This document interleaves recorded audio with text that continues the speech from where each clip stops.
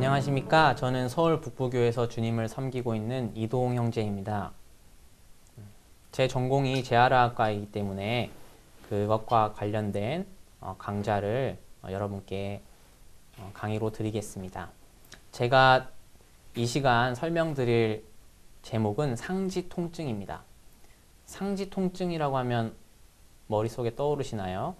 상지는 우리 손과 아래팔, 그 위팔, 어깨까지 일컫는 부위입니다. 거기에 통증이 생기는 중요한 질환을 살펴보고 어떤 치료가 있는지 또 어떤 운동을 해야 되는지 그런 부분에 대해서 설명을 드리겠습니다. 근골격계 통증 중에서 여러 가지 질환이 있는데 자주 일어나는 신체 부위를 보면 요통은 거의 일생에 모든 사람이 겪는다고 이전에 한번 말씀드린 적이 있습니다. 그리고 목 디스크나 목 근육이 뭉쳐서 생길 수 있는 경부통, 그리고 노인분들이 주로 가지고 계시는 퇴행성 관절염, 발과 발목 통증. 이제부터 나오는 것들은 제가 이제 설명드릴 부분인데, 회전근개 손상, 그리고 오십견, 테니스 엘보라고 하는 팔꿈치 관절에 생기는 통증, 그리고 손목에서 주로 발생하는 수근관 증후군에 대해서 설명을 드리겠습니다. 견부통증이라고 하면 어깨 통증을 말합니다. 우리 몸은 어깨를 두 개 가지고 있죠. 오른쪽, 왼쪽. 주로 한쪽 어깨가 아프면 습관적으로 다른 쪽 팔을 많이 사용하게 되시는 것을 본인들이 다 경험하셨을 겁니다. 보통 인구에서 20에서 40% 정도가 이 어깨 통증 때문에 많이 고생을 하시게 되는데, 이 통증이 아주 다양합니다. 미미한 통증이 있으신 분들이 있는가 하면 팔을 들 때만 아프다, 뭐 잘 때 아프다, 아니면 내가 어깨를 움직이지 못할 만큼 너무 아프다. 이 통증 양상이 아주 다양합니다. 그래서 이 어깨 통증에 대해서 대표적인 질환들에 대해서 한번 살펴보도록 하겠습니다. 먼저 이 어깨 질환에 대해서 살펴보기 전에 어깨 구조에 대해서 살펴보도록 하죠. 그림이 보이시죠? 그림을 보면 아주 초록색으로 예쁘게 있는 잔디 위에 골프공이 핀 위에 놓여져 있습니다. 그리고 오른쪽 그림을 보면 뭔가 공구 같은 것이 보이는데, 이렇게 소켓이 있고 안에 볼이 들어가 있어서 이렇게 잘 움직일 수 있는 공구 같은 게 보이시죠? 우리 어깨 구조가 이와 같다고 생각하시면 됩니다. 지금 한번 어깨를 돌려보시겠어요? 어깨는 우리 몸 중에 어떤 관절보다도 가동 범위, 즉 움직일 수 있는 범위가 가장 큽니다. 자, 손가락을 볼까요? 손가락은 이렇게만 움직일 수 있죠. 손목은 많이 움직이는 것 같지만 실제 어깨는 더 큰 움직임을 낼 수 있습니다. 다리도 그렇고 무릎, 발목, 고관절을 보더라도 어깨만큼 움직일 수 있는 관절은 우리 몸에 없습니다. 고관절도 이런 우리 어깨 구조와 비슷하게 생겼지만 어깨는 마치 핀 위에 골프공이 놓여져 있는, 또 소켓에 들어가 있는 볼과 같은 이런 구조를 가지고 있습니다. 그러면 되게 어깨가 불안정하겠죠. 그래서 어깨를 보완할 수 있는, 이 불안정성을 보완할 수 있는 여러 구조를 하나님께서 만들어 주셨습니다. 보시면 위팔뼈가 이게 볼과 같이 생겼고, 이 어깨뼈에 위팔뼈가 붙는 이 부분이 마치 골프공의 핀과 같이 생겼죠. 그래서 우리의 어깨는 아주 큰 움직임을 낼 수 있습니다. 아주 큰 움직임을 낼 수 있는 반면에 그만큼 불안정하게 되면 주위의 구조가 크게 손상을 받을 수 있다는, 또 다른 약점을 가지고 있다는 의미도 됩니다. 그래서 이 위의 그림을 보면 마치 오징어 링과 같은 이런 연골 구조가 위팔뼈에 붙어 있기 때문에 이 어깨뼈에 붙어 있기 때문에 다소 이 닿는 부위의 면적을 넓혀줘서 안정성을 가져다 줍니다. 뿐만 아니라 이 관절을 싸고 있는 막이 있고 이것을 관절 주머니, 다른 말로 관절낭이라고 표현합니다. 또 그 위를 싸고 있는 여러 가지 힘줄들이 있습니다. 마치 이렇게 위팔뼈가 있으면 손가락들이 이렇게 붙어서 관절을 싸는 것 같이 주위에 있는 근육들이 인대로 힘줄로 변해서 뼈에 붙어서 이렇게 꽉 쥐고 있어서 관절을 크게 움직이더라도 이 관절이 어깨뼈에서 이렇게 떨어져 나가지 않게 꽉 잡아주는 역할을 하고 있는 것이죠. 이 구조를 머릿속에 넣어두시고 앞으로의 강좌를 들으시면 이해하기 편하실 겁니다. 항상 근골격계 통증에서 중요한 것은 어디가 아픈지를 잘 설명하셔야 돼요. 진료실에 오셔서 저 목이 아파요 라고 얘기하시기보다는 목 중에 어디가 아파요, 어깨가 아파요 라고 하기보다는 어깨에 어디가 아파요 라고 얘기하시는 게 좋고, 본인의 증상을 설명할 때 여기가 아프면서 동시에 아래도 아파요, 이거 연관통이라고 하거든요. 이런 것도 설명하시는 게 좋습니다. 그리고 선생님이 물어볼 수 있어요. 다치셨어요? 자전거 타다 넘어지셨어요? 외상력이 중요합니다. 외부에서 큰 충격에 의해서 그때 이후로 발생했는지 여부가 중요합니다. 그리고 어떤 동작을 했을 때 아파요. 예를 들면 여성분들 같은 경우는 속옷을 갈아입지 못하겠어요. 제 손으로 속옷을 갈아입지 못하겠어요. 찬장 위에 손을 못 들겠어요. 방을 걸레로 닦을 때 어깨가 아파요. 뭐 여러 가지 이런 유발 동작에 대해서 설명을 하거든요. 그리고 선생님이 그에 맞는 신체 검사를 하실 겁니다. 그리고 팔을 한번 들어보세요 이렇게 얘기를 하게 될 거예요. 제가 지금 정장을 입어서 좀 불편한데 팔을 들어보세요 하면 이렇게 들을 수 있는데, 팔이 아프신 분들은 팔을 들어보세요 하면 이렇게밖에 못 하시는 분들이 많아요. 이런 것들을 여러 가지를 검사를 하게 되는데 이런 것들이 진단을 하는 데 있어서 아주 중요한 정보가 됩니다. 견부통의 종류에는 여러 질환들이 있지만 제가 대표적인 것 3가지에 대해서 설명을 드리겠습니다. 회전근개 건증과 파열, 두 번째 유착성 관절낭염, 주로 오십견이라고 표현을 하시는데 오십견, 세 번째 석회성 건염 및 석회성 윤활낭염, 그리고 이외 질환들이 있는데 말들이 다소 어렵죠. 제가 하나씩 차근차근 설명을 드리겠습니다. 회전근개란 무엇일까요? 회전근개는 제가 아까 어깨 구조를 설명할 때 설명드렸듯이 어깨와 팔을 이렇게 연결하는 데 있어서 그 구조 중에서 제가 이렇게 여러 가지 손가락 모양을 싸고 있는 근육이 있다고 말씀드렸죠. 그것을 말하는 겁니다. 4개가 있습니다. 극상근, 극하근, 소원근, 견갑하근. 그 중에서 제일 중요한 거는 극상근입니다. 극상근. 주로 이거는 엄격한 의미로 설명드리면 근육은 뼈에 붙을 때 힘줄이라는 마치 밧줄과도 아주 센 장력을 유지할 수 있는 구조로 변해서 뼈에 붙거든요. 그런데 노인분들은 주로 인대가 틀어졌어요 이렇게 얘기해요. 진료실에 왔을 때 인대가 틀어졌대요 이렇게 얘기하는데 주로 그 의미는 좀 잘못된 의미인 것 같고 힘줄이 손상되는 경우가 많습니다. 이 4가지 인대를 회전근개라고 했는데 그 중에서 극상근 파열이 95%입니다. 그만큼 극상근이 중요한 일을 하는데, 어떤 일을 하냐면 우리가 팔을 들 때 처음에 들 때 쓰는 근육입니다. 주부들은 주로 팔을 드는 동작들을 많이 하시죠. 엄격하게 얘기하면 방바닥을 닦는 동작도 팔을 드는 동작과 유사한 동작입니다. 어떤 그런 동작들을 많이 하게 될 때 손상이 되는데 원인은 2가지. 강한 외상을 받았을 때, 전형적인 예로는 60대 남성이 가다가 미끄러져서 손을 땅에 짚었는데 그때 이후로 어깨가 아프다. 그런 경우도 회전근개 건증 파열이 됐을 가능성이 큽니다. 이런 경우는 강한 외상이 있었을 때지만 두 번째 원인으로는 반복적인 사용을 할 때 요리사나 용접봉 같이 계속 같은 동작을 반복해서 하다 보면 그래서 같은 밧줄만 쓴다고 생각하시면 돼요. 그러면 점점 닳아지고 염증이 생기고 그렇게 해서 건증과 파열이 생기는 경우가 있습니다.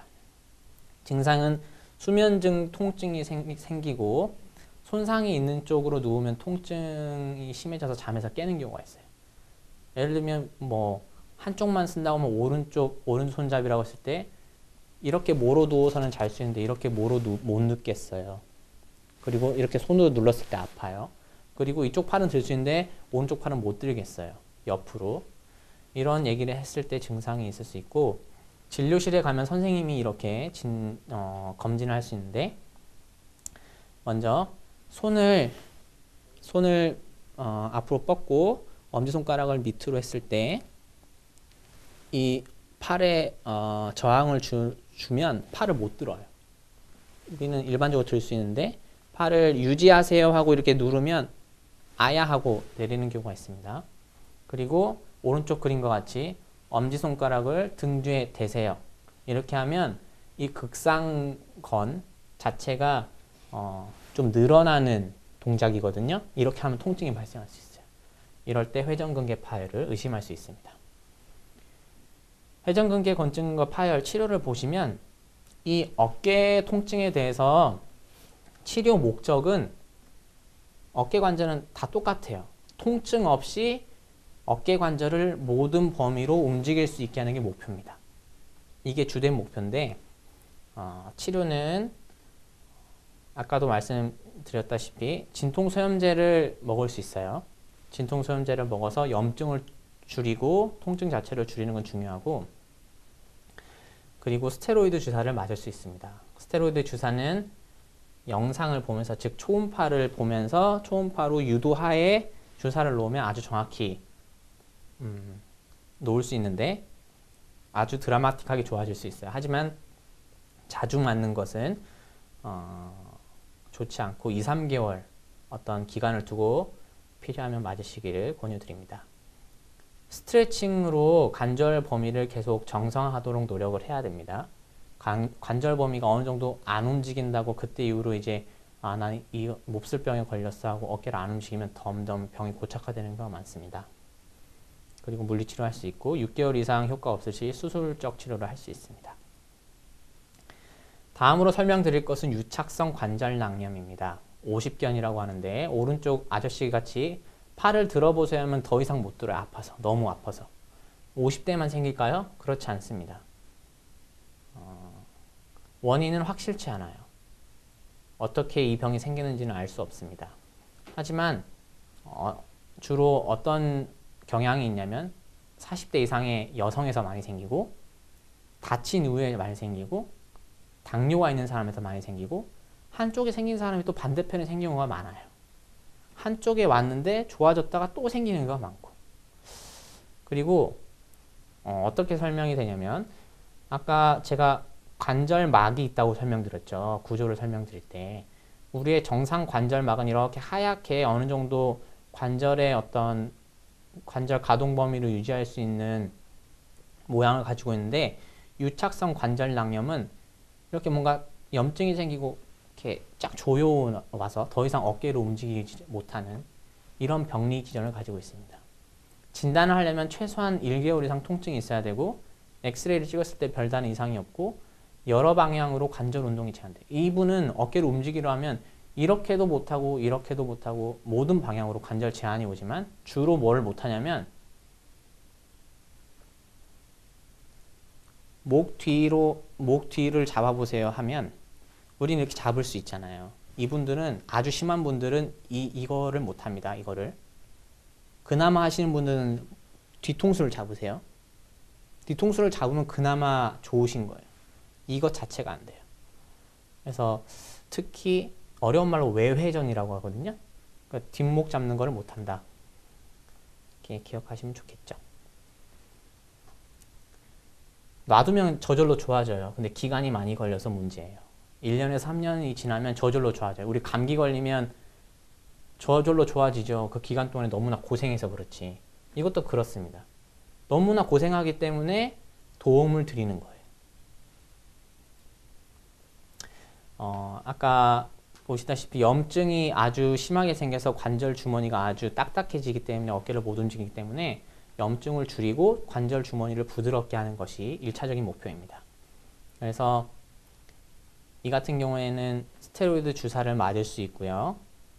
그 다음에 여러 가지 물리치료를 할 수 있고요. 본인이 통증이 있고 하더라도 진통제를 먹고 물리치료를 하더라도 충분히 스트레칭 운동을 하는 걸 추천을 드려요.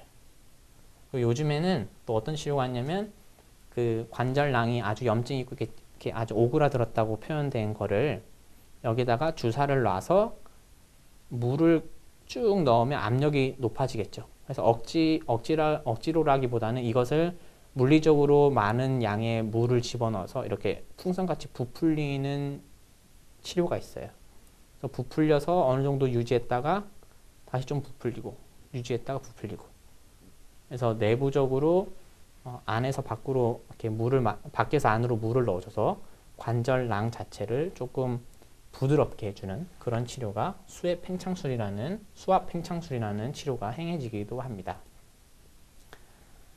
자, 이런 식으로 관절낭을 염증을 낮춰서 이렇게 부드럽게 하는. 세 번째는 석회성 건염이에요. 및 윤활낭염. 이게 보시면 이게 엑스레이 사진이거든요. 엑스레이를 보시면 여기 보면 이게 위팔뼈인데 여기 뭔가 이렇게 하나 보이시는 거 보이시죠? 이게 석회 가루가 있는 겁니다. 한마디로 분필 가루가 있다고 생각하시면 돼요. 그런 성향의 몸에 있는데 이거는 왜 생기는지에 대해서는 여러 가지 말들이 있지만 주로 아까 회전근개 손상이 있거나 어떤 어깨에 손상이 있다가 치유되는 과정에서 석회가 침착이 되는 그런 일들이 있다고 보통 설명을 합니다. 어깨가 아픈 분들에서 한 40%도 관찰되는데 이것은 이게 있다고 해서 통증의 원인이 이것 때문이라고 말하기는 어려워요. 직접 눌러봐야 되고 이 통증과 연관이 있는지 살펴보는 게 중요합니다. 네, 이거는 석회가루가 생겼다가 그대로 유지하다가 흡수되면서 없어지는 경우가 있거든요. 근데 통증이 형성됐다가 가만히 있을 때는 별로 아프지 않아요. 어깨를 많이 쓰면 아픈데 근데 문제가 뭐냐면 이 석회 덩어리가 딱딱한 게 점점 치약과 같이 좀 물컹물컹해지는 성상으로 변했다가 주변 조직으로 흡수되는 과정이 있는데 이때 통증이 아주 심합니다. 아주 심합니다. 이때는. 그래서 어깨 자체를 못 움직여요. 그래서 이때는 정확한 진단이 중요합니다. 석회성 건염에 대해서 인지할 수 있는 선생님이 엑스레이 검사를 하거나 초음파 검사를 해서 석회 가루를 찾고 그것이 지금 흡수기 때문에 이것 때문에 아픈 게 맞다고 판별이 되면 주사기를 몸속에 그 부위에 찔러서 주사기로 이렇게 조금씩 빼낼 수 있어요. 좀 신기하게 들릴 수 있지만 물을 조금 넣고 빼내고 물을 조금 넣고 빼내고 이런 식으로 치료를 할 수 있습니다. 이외에 다른 여러 어깨 질환이 있어요. 저는 야구를 되게 좋아하는데 류현진 선수가 어깨 부상을 입었죠. 그것은 관절 와순, 아까 말씀드린 그 오징어 링과 같은 연골 구조로 그 안전성을 더 높여주는데 그 관절 와순이 찢어진 것 때문에 류현진 선수가 1년 동안 선수 생활을 쉬면서 재활에 전념했죠.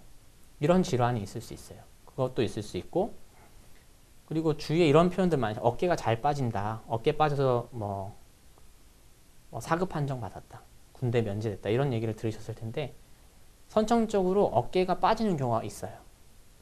아까 말씀드린 그런 불안정한 구조에 취약한 사람이죠. 이런 것도 하나의 질환이에요. 그래서 여러 질환이 있을 수 있는데 제가 그 중에 대표적인 세 가지에 대해서 어깨 통증에 대해서 설명을 드렸습니다. 기본적인 어깨 운동을 설명드릴게요. 벽을 이용해서 스트레칭을 하는 동작인데 이렇게 벽을 잡고 이렇게 천천히 위로 천천히 올리면서 굴곡, 어깨 굴곡 스트레칭을 할 수 있고, 옆으로 잡고 점점 위로 올리면서 어깨 외전 스트레칭을 할 수 있습니다. 그리고 수건을 가지고도 이렇게 잡아당기면서 운동을 할 수 있고, 그리고 예를 들면 뒷짐을 져보세요 하는데 보통 건강한 사람이 이렇게 올릴 수 있는데 허리밖에 오지 않는 경우에 수건을 가지고 양팔을 이용해서 이렇게 천천히 올리는 운동을 할 수도 있고, 반대로 내리는 운동을 할 수 있습니다. 이렇게 해서 어깨에 대해서 대표적인 질환과 어떤 치료 방법, 또 운동 방법, 스트레칭 방법을 설명드렸습니다. 이후에 짧은 시간에는 대표적인 팔꿈치 관절 통증과 손목 관절 통증에 대해서 설명드리겠습니다. 주관절이라고 하는 것은 팔꿈치 관절을 이야기하는데, 지금 여러분 손목을 이렇게 한번 움직여 보시겠어요? 우리가 손목을 움직일 수 있는 것은 어떻게 움직일 수 있냐면, 손목과 이 팔꿈치 사이에 있는 여러 근육들이 작용하기 때문에 움직일 수 있습니다. 그러면 마치 밧줄이 이 손목에 걸려 있고 이 밧줄로 이렇게 잡아당기면 이렇게 움직일 수 있는 것과 마찬가지죠. 이 근육은 어디에 붙게 되냐면, 이 그림을 보시면 위팔뼈의 외측에 붙게 되는데, 손목을 이렇게 드는 근육은 외측으로 가서 붙게 되고, 손목을 아래로 구부리는 동작의 근육은 내측에 가서 붙게 돼요. 그래서 여러분들이 여기를 이렇게 손으로 만져보시고 이렇게 움직여 보시면 뭐가 울컹울컹 하실 거예요. 그렇게 보면 어떤 근육이 작용하는지 알 수 있습니다. 대표적인 질환은 외측 상과염이에요. 외측에 있는 상과에 생기는 염증이라고 보시면 되는데, 이것은 주로 테니스 엘보라고 중년의 남성분들이나 여성분들은 이렇게 얘기하세요. 테니스 엘보. 이것은 염증보다는 퇴행성 변화예요. 우리가 무릎에 퇴행성 관절염이 생기는 것은 연골이 많이 닳아져서 생기는 질환이잖아요. 이것도 닳아지는 질환이어서 외측 상과염보다는 외측 상과증이라고 이야기한다는 의견도 있습니다. 퇴행성 변화인데, 근육이 아까도 말씀드렸다시피 힘줄로 변해서 이 뼈에 붙게 되는데, 이게 너무 많이 쓰다 보니까 여기가 헤어져서 닳아진 거예요. 밧줄이. 그래서 이 외측 상과증이 있으신 분들은 주로 무거운 물건을 많이 드시는, 특히 또 테니스를 즐겨 치시는 이런 분들이 생기는 경우가 있어요. 증상은 무거운 걸 못 들어요. 그리고 이건 신체 검진에서 쓰는 건데, 손을 이렇게 위로 드세요 하고 이렇게 저항을 주면 여기가 아파요. 또 그뿐만 아니라 여기를 이렇게 눌러보면 되게 아파요. 이 두 가지 신체 검진을 하면 이분은 외측 상과증이 있구나, 이분은 테니스 엘보구나 알 수 있습니다. 일단 유발 요인을 피하는 거예요. 유발 요인이 뭐겠어요? 무거운 거 안 드는 거죠. 무거운 거 안 드는 거고, 뭐 많이 불편하시면 진통제를 드시고, 특히 여기서는 스테로이드 주사는 신중히 결정해야 됩니다. 이 스테로이드 주사가 들어가면 통증이 진짜 씻은 듯이 없어지는 경우가 많거든요. 그럼 어떻게 하시는지 아세요? 팔을 더 써요. 더 쓰고 기간이 지나면 아예 더 망가지는 경우가 많습니다. 그래서 스테로이드 주사는 신중히 결정을 해야 되고, 체외 충격파, 프롤로 주사, 이런 주사를 맞을 수 있습니다. 실질적으로 도움을 줄 수 있는 거는 이 근력 운동과 테니스 엘보 띠 착용인데, 이 보시면 이게 띠 같은 게 보이시죠? 띠를 눌렀을 때 아픈 부위보다 손가락 2개가 들어갈 만큼 공간을 두고 아래다가 띠를 두르게 되면, 우리가 뭔가를 들 때 여기에 걸리는 장력이 이 띠가 잡아주게 돼요. 그래서 통증이 덜한 경우가 있습니다. 그리고 운동을 하시게끔 하는데 어떻게 하냐면, 이 아래 팔뼈를 어떤 책상 같은 데 이렇게 고정해 두고, 이렇게 예를 들면 100g, 200g, 300g 짜리 아령 같은 게 있거든요. 그래서 그거를 들고 손목을 위로 드는 운동, 그리고 이렇게 돌리는 운동.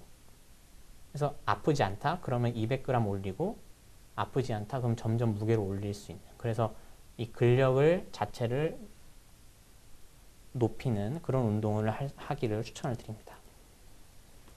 마지막으로 설명드릴 부분은 수근관 증후군이에요. 수근관 증후군은 주로 손과 이 손목에 생기는 통증인데 말 자체가 수근관이죠. 손수자에 뿌리 근자에 어떤 관을 의미하는데 우리 손목은 많은 힘줄과 근육과 신경과 혈관이 이 손으로 이 아래로 지나가게 됩니다. 근데 이쪽으로 지나가는 신경 중에 중요한 신경 중에 정중신경이라는 게 있어요. 좀 어렵죠? 정중신경. 우리 손의 감각과 움직임을 많이 담당하고 있는 신경인데 이 정중신경이 여기를 이렇게 둘러싸고 있는 수근관 거기에 딱 이렇게 눌리는 거예요. 어떠한 이유에서 눌리냐면 주부들 많이 손을 쓰잖아요. 빨래를 짠다든지 뭔가 손을 비튼다든지 무거운 걸 많이 든다든지 그러면 이 막 자체가 두꺼워져요. 그래서 그 밑에 있는 구조물들이 눌리게 되는 거예요. 그 중에 제일 타격을 받게 되는 게 정중신경인데 이 정중신경이 눌리게 되면 이 정중신경이 지배하는 영역이 이 손에서 보면 한 이 정도 되거든요. 이걸 반 나눠서 이렇게 여기가 화끈거려요. 저려요. 그래서 자다가 이렇게 막 손을 터는 경우가 있어요. 너무 저려서. 그리고 이렇게 보시다 보면 잘 보시면 이 엄지손가락 밑에 보면 이렇게 두덩같이 이렇게 좀 올라와 있죠. 여기가 근육이 있거든요. 근육. 이 근육 때문에 이렇게 두덩이 보이는데 이 근육이 점점 위축이 돼요. 그래서 두덩이 이렇게 말라요. 여기 보시면 이 아줌마의 손이 이렇게 여기에 손이 말랐죠. 모르겠어요. 우리가 성경을 볼 때 손이 말랐다는 표현 아마 근육이 위축됐다는 표현 같은데 이게 위축이 돼요. 이런 증상이 생깁니다. 진단은 초음파로 봐서 정중신경이 많이 두꺼워져 있고 염증이 생긴 걸 볼 수 있고 제일 중요한 검사는 근전도라는 검사예요. 주로 제가 전공한 재활학과나 신경과에서 하게 되는 검사인데 아주 간단한 검사지만 좀 아플 수는 있습니다. 하지만 아주 정확히 검사를 할 수 있어요.